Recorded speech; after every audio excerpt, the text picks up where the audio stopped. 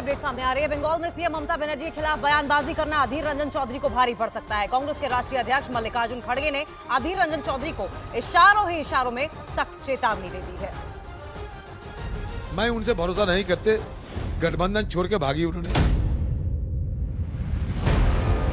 अधीर चौधरी निर्णय लेने वाले नहीं, निर्णय लेने वाले हम हैं। अगर कोई फॉलो नहीं करता तो वो बाहर जाएगा।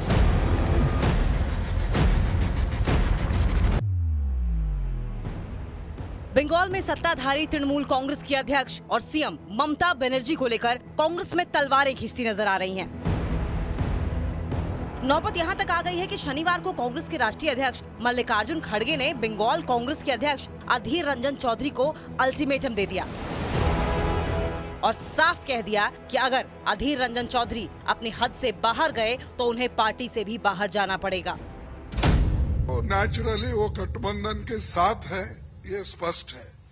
अब रही बात अधीर रंजन चौधरी की, अधीर रंजन चौधरी निर्णय लेने वाले नहीं, निर्णय लेने वाले हम हैं।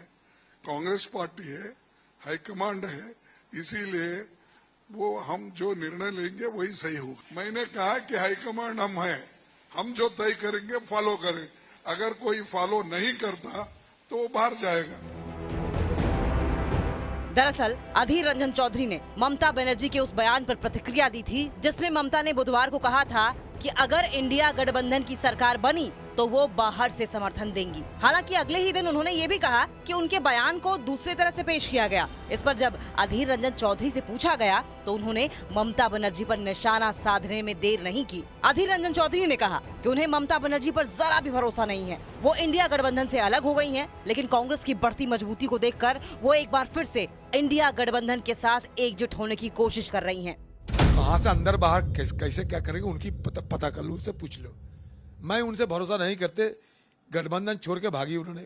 उनकी बातों पे कोई भरोसा नहीं। अगर बीजेपी की तरफ ज्यादा भारी रहे तो वो उस तरफ भी जा सकते।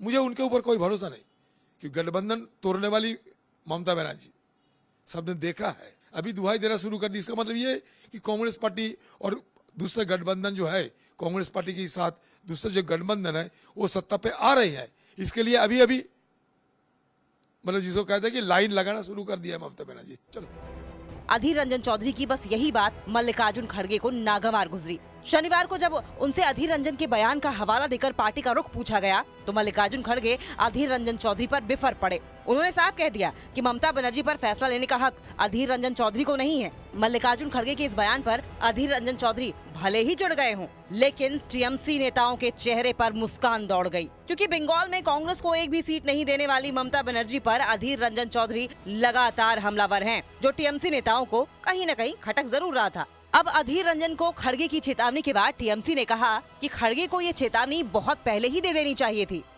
ममता जी हमारा लीडर्स, हमारा पार्टी को अटैक कर रहा है, भाजपा को ऑक्सीजन दे रहा है, और मल्लिकार्जुन खड़गे जी ने आज बोल रहा है, ये तो बहुत पहले बोलना चाहिए था, बहुत आगे बोलना चाहिए था, बहुत देर कर दिया। हम लोग ठीक है, उन्होंने बोला है, लेकिन बहुत देर में बोला है।